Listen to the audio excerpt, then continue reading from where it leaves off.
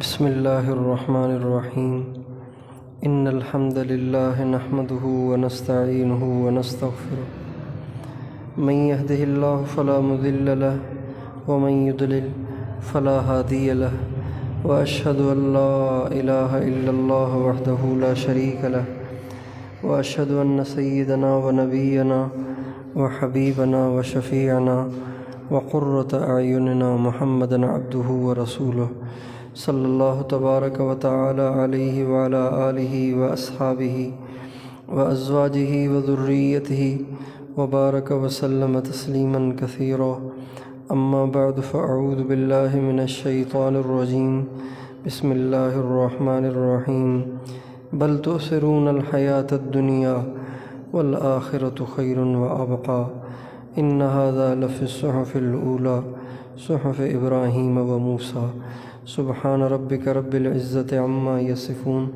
وسلام علی المرسلین والحمد للہ رب العالمین اللہم صلی علی سیدنا محمد وعلی آل سیدنا محمد وبارک وسلم۔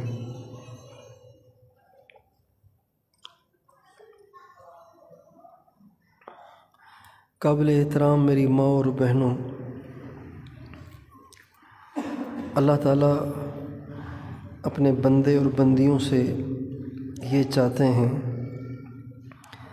کہ وہ اس دنیا کی زندگی سے، دنیا کے ساز و سامان سے، دنیا کی چیزوں سے، دنیا کی دولت اور کپڑوں سے، دنیا کی زیب و زینت سے دل نہ لگائیں، بلکہ یہاں گزارے کے قابل زندگی گزاریں اور اگلے جہان کے لیے ہر وقت تیاری میں مشغول ہوں۔ اللہ تعالیٰ کا یہ مطالبہ ہر بندے اور ہر بندی کے ساتھ ہے۔ جن لوگوں کے دل یہیں لگ جاتے ہیں، یہیں اٹک جاتے ہیں، جن کو دنیا کی رنگینیاں اور دنیا کی زیب و زینت اچھی لگنے لگ جاتی ہے، اور جو دنیا کو دل دے بیٹھتے ہیں، پھر ان کے دل اللہ پاک کی محبت کے قابل نہیں رہتے، ان کے دل خراب ہو جاتے ہیں، ان کے دل بگڑ جاتے ہیں۔ اس لیے اللہ تعالیٰ انبیاء علیہ السلام کو اس دنیا میں انسانوں کو سدھارنے کے لیے بھیجتے ہیں، اور انبیاء علیہ السلام سب سے پہلے جو کام کرتے ہیں وہ یہ ہوتا ہے کہ وہ انسانوں کے دل دنیا سے صاف کرتے ہیں، دنیا سے صاف کرتے ہیں۔ دنیا دیکھنے میں اچھی ہے، حقیقت میں اچھی نہیں ہے۔ دنیا دیکھنے میں مزیدار ہے، حقیقت میں بہت کڑوی ہے، حقیقت میں بہت کڑوی ہے، حقیقت میں بہت کڑوی ہے۔ اہل اللہ مشائخ نے اس دنیا کو چت کمبرے سانپ کے ساتھ مشابہت دی ہے۔ جس طرح چت کمبرہ سانپ، اس کے مختلف رنگ اور روپ ہوتے ہیں، مگر جو سمجھدار نہ ہو، بچہ ہو، نہ سمجھ ہو، تو وہ سمجھتا ہے سانپ بڑا خوبصورت ہے، رنگ بڑے اچھے ہیں، لہٰذا وہ اس کو پکڑنے کی کوشش کرتا ہے۔ جب اس کو پکڑنے کی کوشش کرتا ہے اور اس کا ڈنگ کھاتا ہے، پھر اس کی عقل ہوش میں آتی ہے، پھر اس کی عقل ٹھکانے آتی ہے کہ یہ تو بڑی زہریلی چیز تھی۔ دنیا بالکل ایسے ہی ہے۔ جنہوں نے دنیا سے دل لگایا، آج تک ان میں سے ایک بھی کامیاب نہیں ہوا۔ آپ دیکھ لیجئے، قرآن پاک کے اندر اللہ تعالیٰ نے ان قوموں کا بھی ذکر فرمایا جنہوں نے دنیا سے دل لگایا، ان افراد کا بھی ذکر فرمایا جنہوں نے دنیا سے دل لگایا۔ وہ قومیں بھی ہلاک ہوئیں اور وہ افراد بھی برباد ہوئے جنہوں نے دنیا سے دل لگایا۔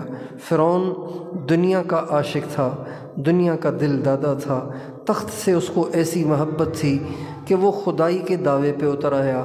اللہ تعالیٰ نے اس کو ذلیل کیا اور قیامت تک وہ ذلت میں مبتلا ہوا۔ اور موسیٰ علیہ السلام کا چچا زاد بھائی قارون تھا، پیسے والا تھا، مال والا تھا، مال کو دل دے بیٹھا، پیسے کو دل دے بیٹھا، ہیرے جواہرات کو دل دے بیٹھا، اور اس کا نتیجہ یہ ہوا کہ نبی کے مخالف کھڑا ہو گیا، نبی کی مخالفت میں کھڑا ہو گیا۔ چنانچہ اس کو بھی یہ سزا ہوئی کہ وہ زمین میں دھنس گیا، اور قیامت تک زمین میں دھستا چلا جائے گا۔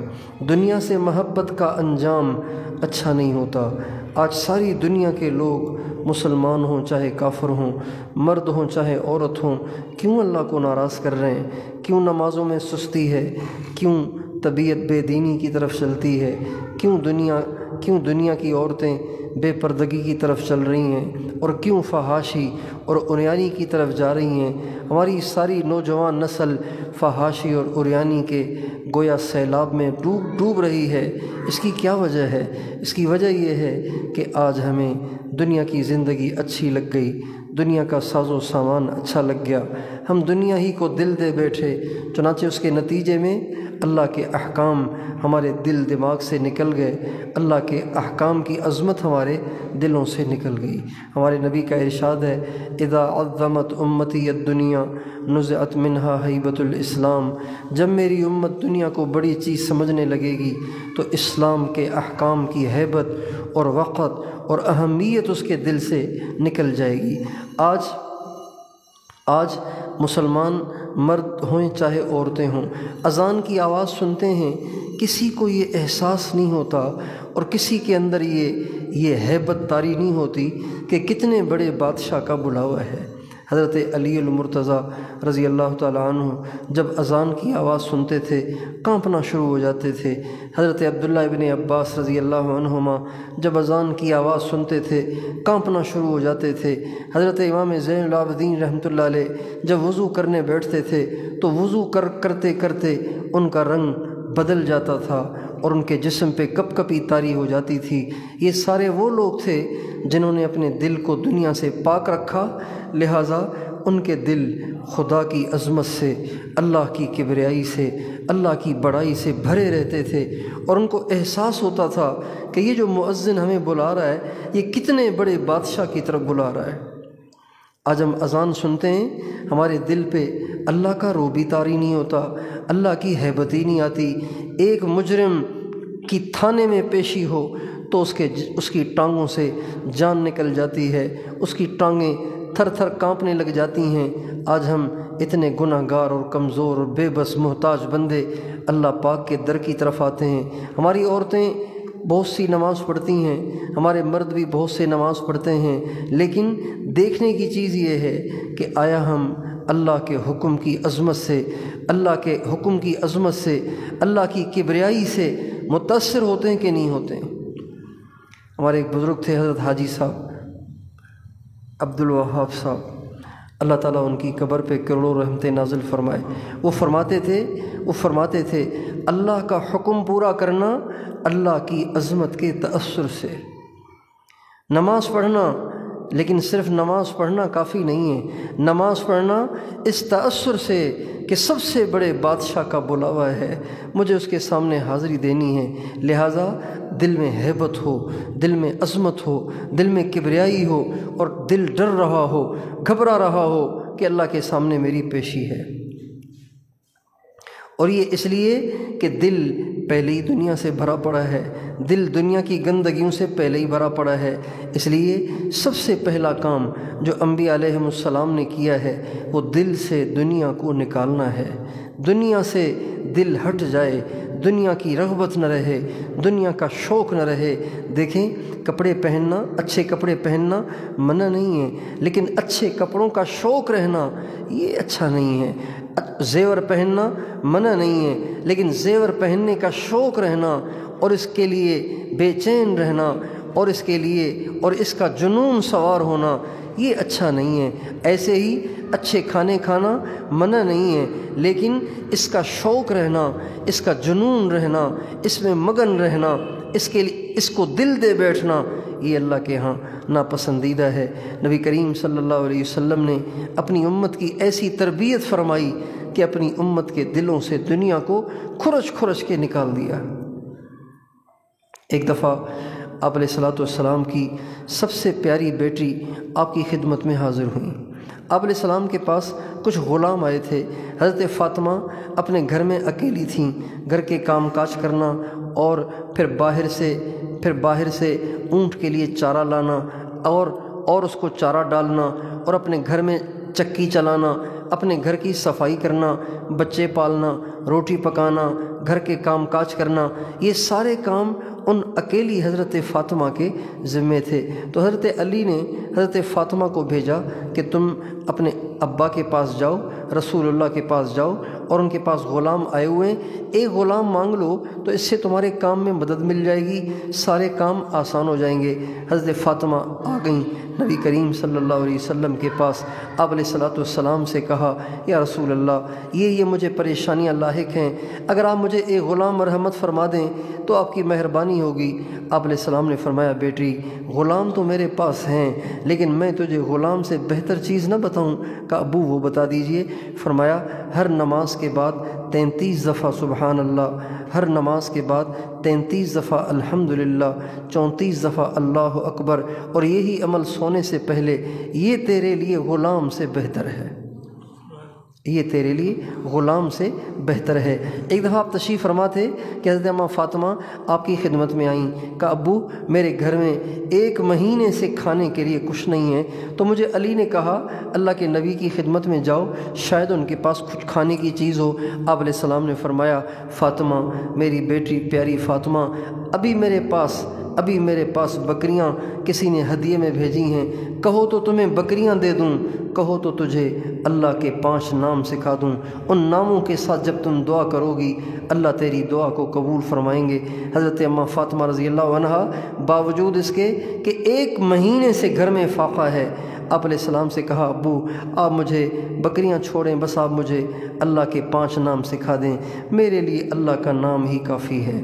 چنانچہ آپ علیہ السلام نے ان کو اللہ تعالیٰ کے نام سکھائے، یا اول الاولین و یا آخر الآخرین و یا ذا القوة المتین و یا راحم المساکین و یا ارحم الراحمین۔ آپ نے فرمایا یہ 5 نام مانگ لے کر جب تم اللہ سے دعا کرو گی اللہ تیری دعا کو قبول فرمائیں گے۔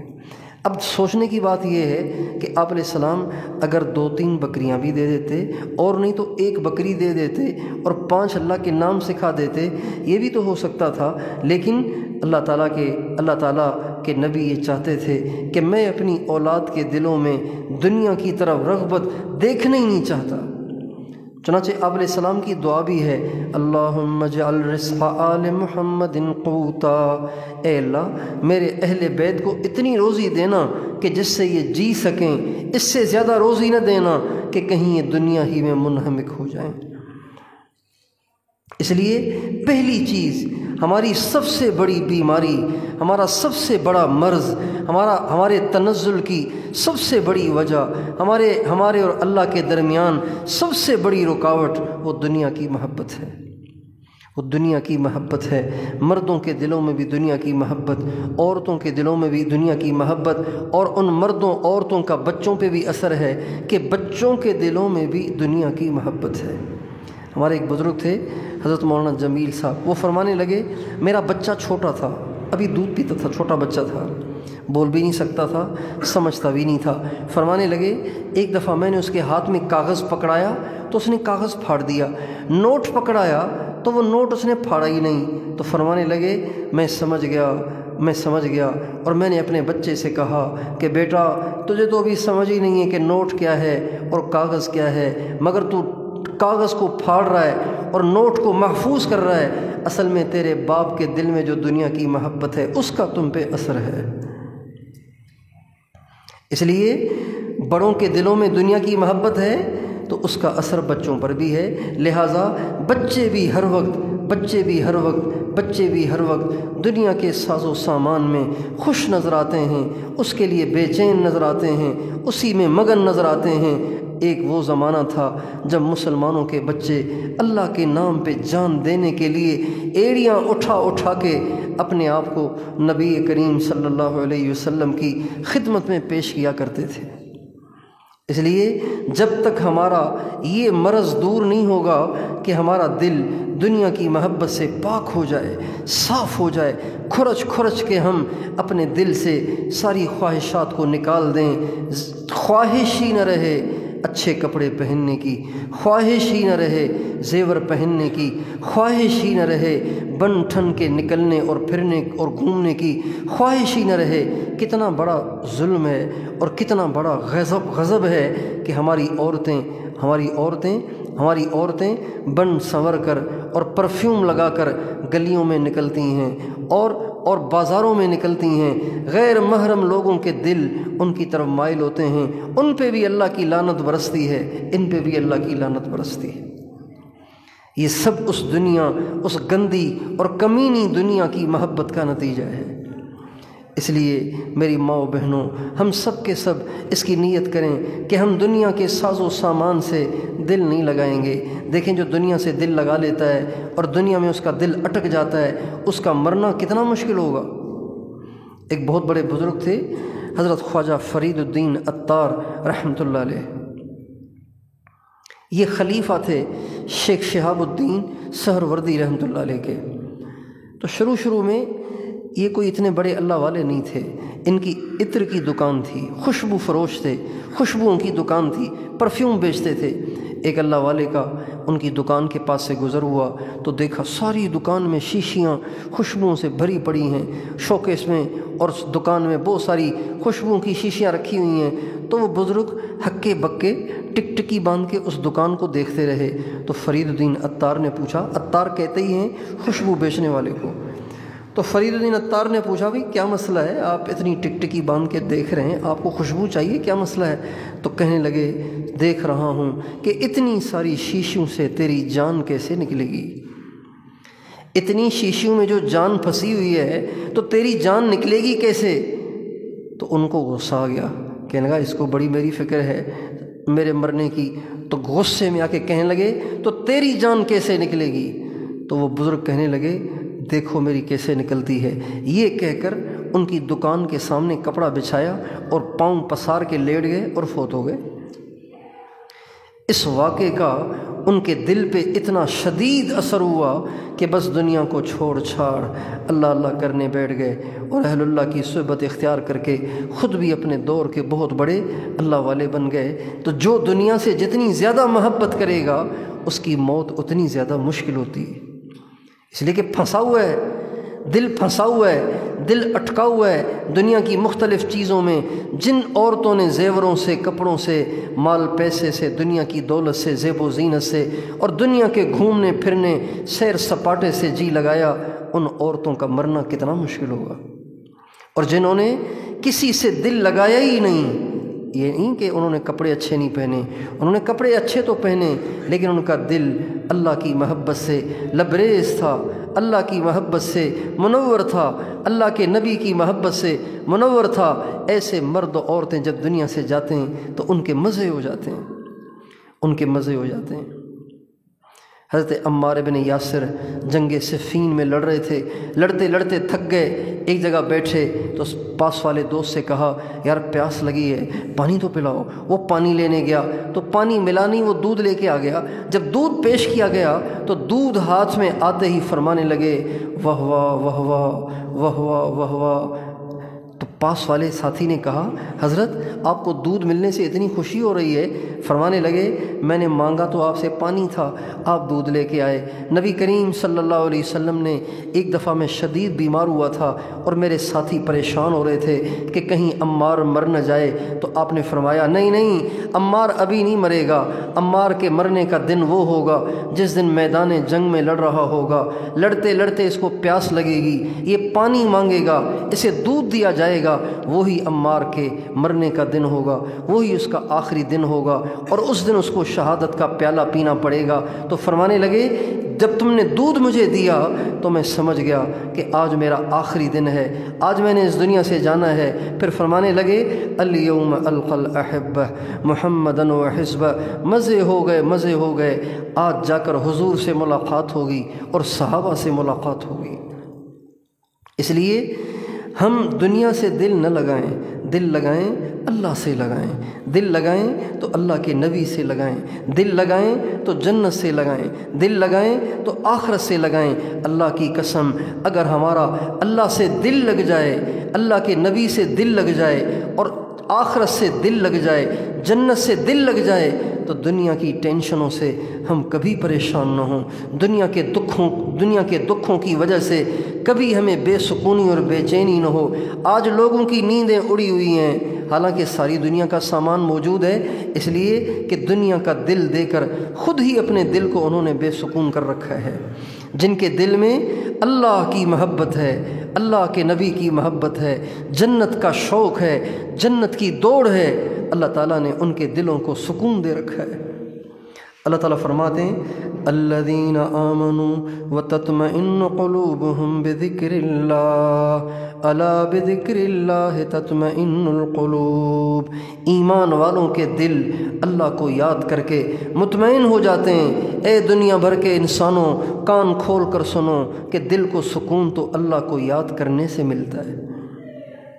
اس لیے ہم محبت کریں گے، دل تو ہے ہی محبت کے لیے، دل نے تو کسی نہ کسی پہ مرنا ہی مرنا ہے، بجائے اس کے کہ دل زیوروں پہ مرے اور کپڑوں پہ مرے، گھروں پہ مرے اور گاڑیوں پہ مرے، زمین پہ مرے اور جائیداد پہ مرے، مال پہ مرے اور پیسے پہ مرے، بجائے اس کے ہمارا دل اللہ پہ مرے۔ حضرات صحابہ کرام کی عادت شریفہ تھی کہ جب آپ علیہ السلام کسی صحابی کو بلاتے تھے تو وہ صرف اتنا نہیں کہتا تھا کہ جی آیا یا رسول اللہ حاضر ہوں، صرف یہ نہیں کہتا تھا، بلکہ لبیک بھی کہتا اور ساتھ ساتھ اپنی محبت کا اظہار بھی کرتا۔ لبیک بے ابی انت و امی یا رسول اللہ، یا رسول اللہ میری ماں، میرا باپ، میرا نفس، میری جان، میرا سب کچھ آپ پہ قربان ہو جائے۔ آپ کیا فرماتے ہیں؟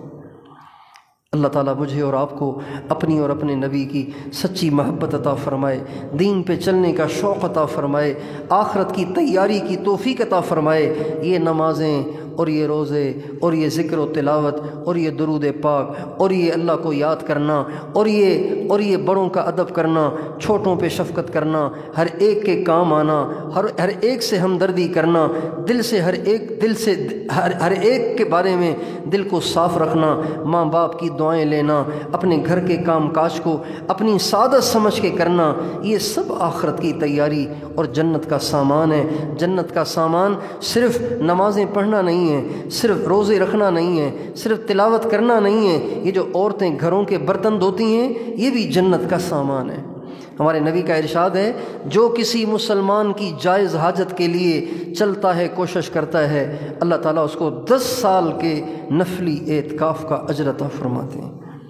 بتائیے جو عورتیں گرمی کے موسم میں کچن میں چولہے پہ کھڑی ہو کے روٹیاں پکاتی ہیں، سالن پکاتی ہیں، اور غیروں کے لیے نہیں، اپنے بچوں، اپنے خاوند، اپنے بھائی، ماں باپ کے لیے پکاتی ہیں، اللہ تعالیٰ ان کو کتنے بڑے بڑے رتبے عطا فرمائے گا۔ ہمارے نبی کا ارشاد ہے واللہ فی عون العبد ما کان العبد فی عون اخیہ، جو اوروں کی مدد میں لگا رہتا ہے اللہ پاک خود اس کی مدد میں لگے رہتے ہیں۔ اس لیے یہ سب جنت کو بنانے کے سامان ہیں، بس ہمیں آخرت کی تیاری کے لیے اور اللہ کو راضی کرنے کے لیے فکر مند رہنا ہے، اس کے لیے محنت اور کوشش کرنی ہے، اور دنیا میں گزارے کے قابل چلنا ہے اور آخرت کو سامنے رکھنا ہے۔ اللہ تعالیٰ مجھے اور آپ کو مرنے سے پہلے مرنے کی تیاری کرنے کی توفیق عطا فرمائے، اپنی سچی محبت عطا فرمائے، اپنی معرفت عطا فرمائے، اپنے نبی کی سچی محبت عطا فرمائے، ان کی پیروی، ان کی غلامی، ان کے نقش قدم پہ چلنے کی توفیق عطا فرمائے۔